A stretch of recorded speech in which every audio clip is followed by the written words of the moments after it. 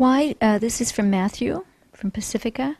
Why do souls come to the material world and forget about their true self and relationship with God? It's really, really simple. Because when we make that shift from the soul dimension, which is essentially a formless dimension that is not dependent on embodiment or form, when we make the shift from the soul dimension into the physical realm, which is the world of form, it's moving from something which is very, very, what's the opposite to dense? Refined. What's that? Refined. Refined or not dense, into a very dense realm. And the moment we make that transition, everything that we were aware of at the soul dimension is lost as we come into this very dense realm. In fact, we would be shocked to know just how much we have mapped out our lifetime before we incarnate, and how much it all makes sense, and how intentional the journey is, and how we set up the circumstances of our life and even choose the parents perfectly to give us our very best chance of learning the soul's lessons in a way that will advance the soul towards its immortality and also release the soul from accumulated karma. It's all very clear until we incarnate, and then it's dense. We forget it all, but we set the circumstances up. We set it all up. You set it up so your parents would die when you were 13, Fred. But the moment you incarnate, you don't know that. Your parents set it up before you were born. Before they were born. It's a profound mystery. Now, I'm not saying this because I want anyone to believe what I'm saying. I'm totally opposed to all forms of belief. But if what I'm saying has some resonate, if you resonate with it at some level, good. If not, throw it away. Don't get caught up in this. But the bottom line is we forget because this is a very dense realm. And awakening, as we become more finely tuned into the present moment, it's becoming less and less dense. In fact, what happens as we penetrate into deeper and deeper levels of awakened presence and consciousness, that which appears very dense is starting to reveal itself as energy. We start to see the form that is here dissolving into light, dissolving into energy. We can see auras, and beyond the auras we can see what appears to be embodied form is actually just energy. We see the energy that it is, and it's becoming less and less dense as we become more present and more conscious. And then the whole thing starts to fall into place. We don't consciously remember, although that's quite possible. Memories bubble up from all over the place. Past lives bubble up. Childhood experiences bubble up. But slowly, slowly, the whole thing starts to fall into place, and your life in this lifetime suddenly makes sense in every aspect. Even the difficult experiences of your life suddenly fit into place. You realize why that happened in your life. Everything that's ever happened in your life is designed to awaken you. And you set it up before you incarnated, with some help. You set it up before you incarnated. You knew there are certain things that you had to release, certain things you had to learn. Now, of course, there's the master lesson, which delivers the soul. And the master lesson is, through the doorway of the present moment, the eternal is revealed.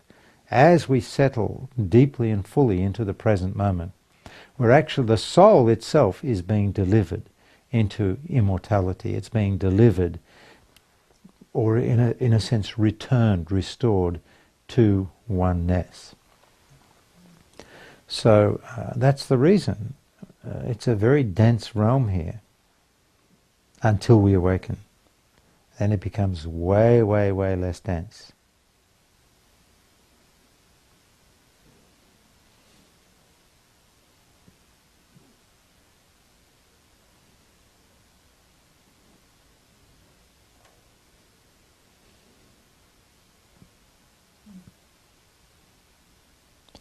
And the intelligence woven into this design, the intelligence woven into our journey as it begins to reveal itself, this intelligence never ever ceases to amaze me. It's just extraordinary. It's extraordinary how we came to be lost as individuals, and it's extraordinary as we start to connect the dots and start to come back home, start to find our way back home. That's extraordinary. And then you start to see into the deeper levels of the collective journey, the human journey, which is also amazing. It's extraordinary. It defies reason. It literally defies reason. There's no way the mind can grasp the intelligence built into this design. And when I speak of design, I'm not talking about God as the designer. I'm talking about the design in the same way that I'd speak about the design that's in the acorn that inevitably gives rise to the oak tree. There is a design already in place within the acorn, and the oak tree is inevitably guaranteed from the beginning, from its beginnings as the acorn. It's the same with us. Our journey from oneness into separation, ultimately to return to oneness, is such an intricate design. There is such perfection in it. Everything you think is difficult and painful is actually an aspect of perfection designed to awaken you. Everything you've ever been through, everything you've ever complained about, everything that ever hurt you, every moment of abuse or whatever it is, everything is a perfect design to awaken you from the dream. If you pay attention, if you're present enough to look into the mirror that your life is, if you're present enough to look into the mirror that existence is reflecting to you moment to moment, your relationships are constantly reflecting back to you what you need to discover to liberate and awaken your soul, deliver your soul. You are the soul's champion. You are the one who will deliver the soul into its immortality. And if you miss this lifetime, no big deal. Maybe you'll get it the next lifetime. Or maybe not. Maybe it'll go on and on and on, lost in separation, lost in unconsciousness, lost in your story, lost in your dream, until we humans take ourselves just over that point of no return. The point I'm making is it really is time for we humans to wake up out of our dream, out of our story, and take on our true role here. And we have a number of roles, but one is true caretakers of this gorgeous, gorgeous planet. True caretakers. We don't lift a finger without consciousness of our environment. We don't build a thing without really looking deeply into whether or not it's harmonious with the environment. Everything is harmonious. We shouldn't actually add anything to this earth unless it enhances the natural beauty of what is here, or at least complements.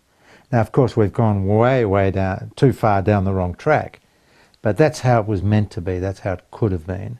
And maybe one day we might even start correcting the direction that we're on. But it all arises out of consciousness and a sense of oneness, where you know that at the deepest level, you know that not only are we one with each other, there's only one being, and we are all expressions of the one being, but you know that you're one with a tree, or a cloud, or a mountain. That oneness exists in everything that is here. Oneness and isness. As you open up into presence to such a deep level that you recognize oneness and isness, and it's so clear, it's so obvious, then the direction that we humans are taking will dramatically shift. Let's hope we can wake up through our intelligence, and our intelligence will simply recognize one simple truth, and that is that in truth there is no life outside of this moment. That's what intelligence can deliver to you. The moment your intelligence delivers that to you, that simple realization, you'll no longer be so involved and absorbed in the world of not here. your past, your future, your ideas, your concepts, your beliefs, your need to understand. You will dwell much more fundamentally in the truth of life revealed through the present moment, and you will play much more easily and joyfully within your story, not taking any of it too seriously. The end.